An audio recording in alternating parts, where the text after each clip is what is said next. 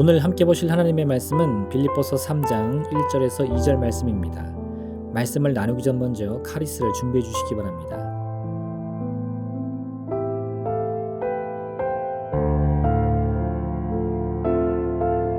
끝으로 나의 형제들아, 주 안에서 기뻐하라. 너희에게 같은 말을 쓰는 것이 내게는 수고로움이 없고 너에게는 안전하니라. 개들을 삼가하고 행악하는 자들을 삼가고 몸을 상해하는 일을 삼가라. 아멘. 오늘 바울은 모든 빌립보 교인들이 주 안에서 참된 기쁨을 누리기를 소망합니다. 기쁨이란 우리의 삶을 행복하게 하는 가장 기본적인 조건입니다.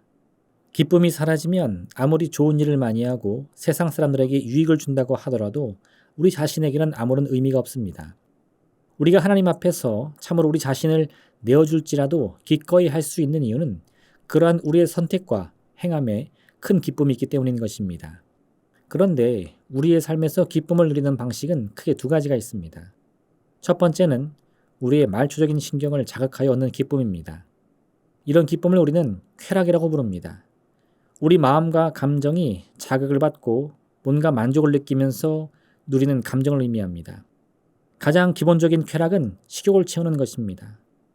허기를 느끼는 사람이 음식을 먹으며 배를 채우는 것만으로도 큰 기쁨을 누릴 수 있습니다.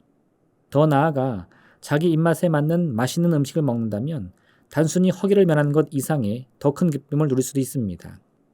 재미있는 것을 보고 듣는 것, 원하는 옷을 입는 것 등 우리의 욕구를 충족함으로써 얻을 수 있는 기쁨이 참으로 많습니다.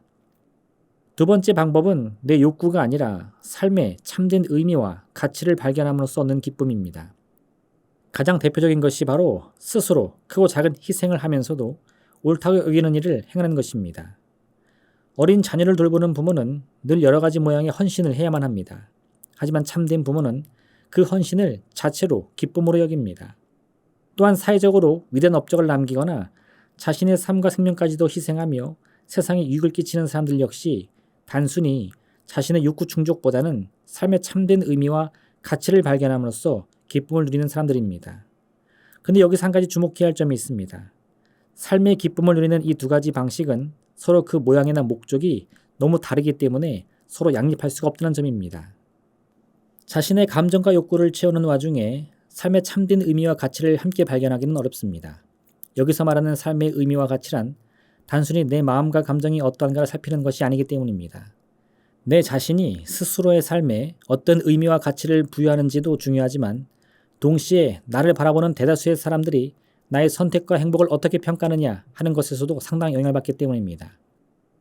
첫 번째 방식으로 기쁨을 누리고 작정한 삶에서는 두 번째 방식의 삶, 진정한 삶의 의미와 가치를 발견함으로써 더 나은 만족을 누리는 기쁨을 얻기는 어렵습니다.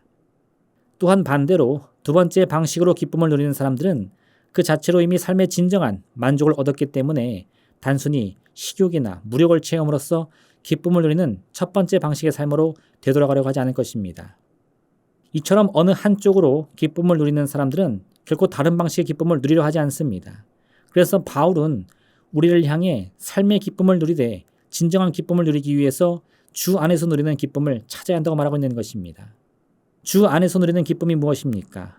단순히 먹고 마시는 일로 삶을 즐기는 것이 아니라 우리 인생이 어디로 와서 어디로 가는 인생인지 그 삶의 방향과 목표를 뚜렷하게 세움으로써 진정한 의미와 가치를 발견하는 기쁨인 것입니다. 삼손은 본래 첫 번째 방식, 즉 내 자신의 욕구를 채움으로써 기쁨을 얻는 그러한 삶을 살아가는 사람이었습니다. 그는 부모의 반대에도 불구하고 블레셋 여인을 취하여 결혼을 준비했습니다. 이때 신부의 친구들이 자신을 업신 여기자 이에 분개하여 큰 사고를 쳐 그들 모두를 곤경에 빠뜨렸습니다. 결국 삼손의 행태를 못마땅히 여긴 블레셋 사람들은 군대를 보내 그를 공격하려고 했지만 오히려 삼손의 손에 모두 죽임을 당하고 말았습니다. 이런 삼손의 삶은 그저 자신의 욕구를 채우는 것에만 집중하는 삶에 불과했습니다. 그는 먹고 싶은 욕구를 채우기 위해 모세의 율법조차 가볍게 여기며 죽은 사자의 몸속에 있던 꿀도 아무 거리낌 없이 손을 대는 사람이었습니다. 하지만 이런 삼손도 블레셋 사람들의 계략에 빠져서 힘을 잃고 눈도 잃고 처참한 상황에 처하게 되자 자신의 삶의 의미가 무엇인지를 되돌아보기 시작합니다. 내가 어쩌다 이런 비참한 신세가 되었는가? 블레셋 사람들의 조롱거리가 되었는가 깊이 고민한 것입니다.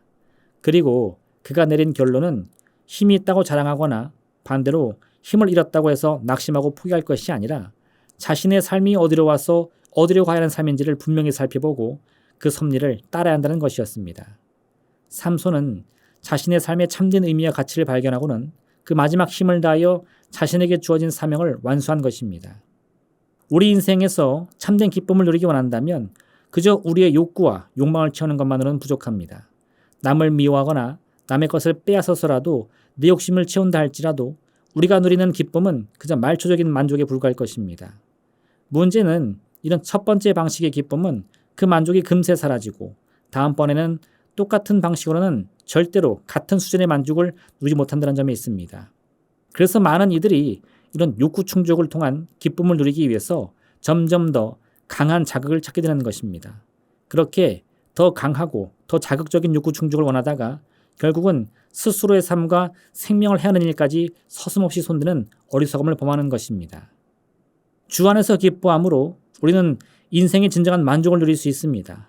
먹고 배불러서 만족스러운 것이 아니라 내 삶의 진정한 의미와 가치, 그 방향을 깨달았기 때문에 먹지 않아도 배가 부르고 욕망을 채우는 것이 아닌 하나님의 뜻을 이룸으로써 기쁨을 누리게 되는 것입니다. 오늘 이와 같은 참된 기쁨을 누리는 복된 하루 되시길 바랍니다. 하나님께서는 우리 중 어느 누구도 허투루 이 땅에 보내지 않으셨습니다. 우리 한 사람 한 사람을 위한 하나님의 섭리는 반드시 존재합니다. 그 귀한 주의 뜻을 깨달아 무엇을 먹고 마시든 우리 주님의 뜻 안에서 기뻐하고 또 기뻐하는 여러분 되시길 바랍니다. 기도하겠습니다. 사랑의 하나님 아버지, 참으로 우리의 삶의 주관자는 주님이십니다. 그러하기에 내 모든 삶의 의미를 또 그 방향을 주 앞에 맡길 때에 우리는 내가 깨닫지 못한 삶의 참된 가치를 깨닫게 될 줄 믿습니다. 이 놀라운 삶의 비밀을 깨닫고 참으로 주님 안에서 기뻐할 수 있는 복된 삶을 살게 하여 주옵소서. 예수님의 이름으로 기도합니다. 아멘. 하늘에 계신 우리 아버지, 아버지의 이름을 거룩하게 하시며 아버지의 나라가 오게 하시며 아버지의 뜻이 하늘에서와 같이 땅에서도 이루어지게 하소서. 오늘 우리에게 일용할 양식을 주시고 우리가 우리에게 잘못한 사람을 용서하여 준 것 같이 우리 죄를 용서하여 주시고 우리를 시험에 빠지지 않게 하시고 악에서 구하소서. 나라와 권능과 영광이 영원히 아버지의 것입니다. 아멘.